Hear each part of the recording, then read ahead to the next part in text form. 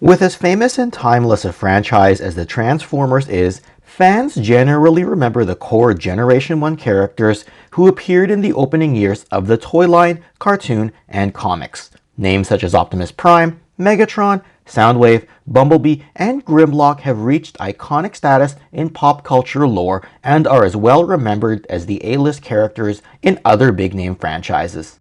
Some may already be aware, while others might be hearing about this for the first time. The original Transformers animated American cartoon ran for 3 full-length seasons and an abbreviated 4th season. The first 3 seasons were imported to Japan, largely following the same storyline and animation. The shortened 4th American season, however, was not imported to Japan, and thus the Japanese continuity takes a significant diverging path from what we became familiar with domestically. Specifically, in Japan it was decided to continue running full seasons of the Transformers, beginning with a full run of 35 episodes titled Transformers: The Headmasters as their 4th season. It would be followed up with a 42-episode season known as Transformers: Super God Master Force and a full-length 32-episode season known as Transformers: Victory. And it is the Decepticon leader during this 6th season that forms the topic and basis of today's discussion. The tyrant of a villain, aptly given the title of the Decepticon Emperor of Destruction, namely Deathsaurus. Let's begin.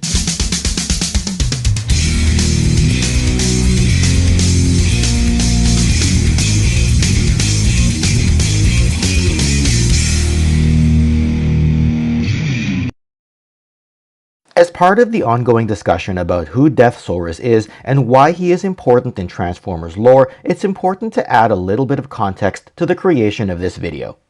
While his original toy was released exclusively in Japan in 1989 along with the rest of the Transformers Victory cast, you may have noticed a few modern incarnations of the figure, namely the Haslab version, which revisits his original Generation 1 likeness, as well as an unofficial third-party toy by Mastermind Creations. Now, both of these figures scale in around 10 to 11 inches in height in robot mode. Naturally, Kickstarter releases, be it done by independent startup companies or by large multi-billion-dollar corporations, have played their part in bringing back characters who were originally popular internationally to expose them to a North American and modern audience. Other times, they have been done to create modern versions of items that may have been released domestically, but limited distribution made them harder to get and thus provides an opportunity for an updated release and acquisition. Since the 1987 to 1989 era of Transformers was quite gimmick heavy, be it through Headmasters, Pretenders, Power Masters, and the like, it should come as no surprise that Deathsaurus takes on a somewhat strangely named Breast Force Transformers gimmick. What I mean by that is that he has these 2 transforming chest plates known as Tiger Breast and Eagle Breast, both of whom tuck into his chest when in robot form. His other accessories consist of a tail that folds out to become a shield, which can be attached to the side of his arm, as well as this weapon that doubles as both a gun as well as being a spiked flail of sorts. When you look at the height of the figure in robot mode next to his arch nemesis Star Saber, I'll mention that they scale larger than your typical Generation 1 Transformer. If anything, when you look at them compared to the original leaders, Star Saber and Deathsaurus tower quite significantly over their predecessors of Optimus Prime and Megatron. That being said, this does make sense as Star Saber along with Victory Leo did do battle with combiner-sized Decepticons during the 1989 Victory cartoon series, and Deathsaurus was more than a match for Star Saber when the two would lock up in battle. Overall, the robot mode of Deathsaurus does have some somewhat limited articulation, albeit not too bad, but it's akin to that of many Generation 1 figures of this time. But the choice of blue, gold, and silverish gray make him stand out on your toy display shelves. Now, while I can't say he's as impressive nor as imposing as the more popular 1988 Overlord character from the Master Force Transformers series, Deathsaurus remains a prized possession that I received back in 2010 and is considered a holy grail for Transformers collectors. Interestingly, my version came with unapplied stickers, something I didn't want to tamper with given the age of the figure and the fact that it's hard enough to find unapplied stickers along with any complete figure. I do have the rest of the paperwork as well, including the original set of instructions. The box and foam have shown their age and wear over the decades, but it still bears the impressive artwork that vintage Transformers are known for and gives you that feel of the good old 1980s vibe when you simply look at it. His alternate creature mode is pretty impressive as well. The wings are quite imposing and he's meant to simulate a dragon-like appearance similar to the old school Japanese kaiju monsters. As mentioned previously, the shield transforms into the tail and his breast force partners can fly alongside him to provide some battlefield or aerial support or be attached to his back. In the cartoon, Deathsaurus spent a lot of the earlier episodes in his headquarters on his Emperor throne dishing out orders to his underlings. However, his rivalry with the Autobot commander Saber actually goes back hundreds of thousands of years, with the animosity between the two progressing more and more throughout the series. In a way, you can say that his ruthlessness is matched, and in some ways he exceeds that of Megatron. Given his attempt to destroy the entire planet of Earth late in the Victory series, and unlike Megatron, not due to reasons of acquiring Energon or because he has no further use of the planet, he wanted to do so just because he had experienced a humiliating defeat on Earth and was feeling both vengeful and spiteful.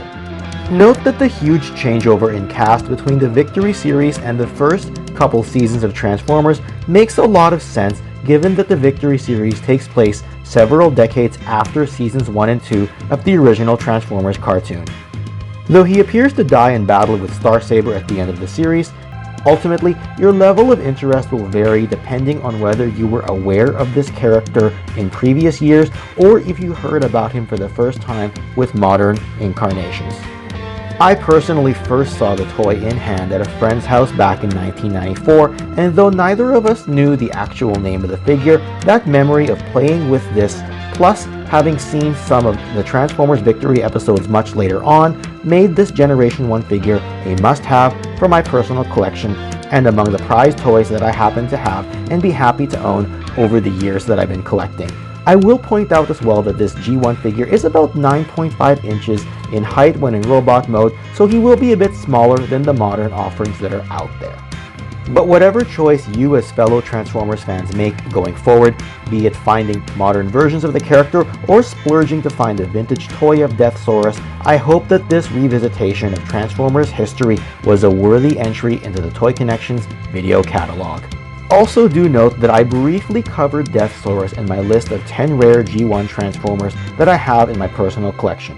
A video link that I'll put at the end of this video, as well as putting it down in the description section below. Do check that out to have another quick look at Deathsaurus and to potentially learn about other Transformers you may or may not be familiar with, including variants of more well-known characters as well.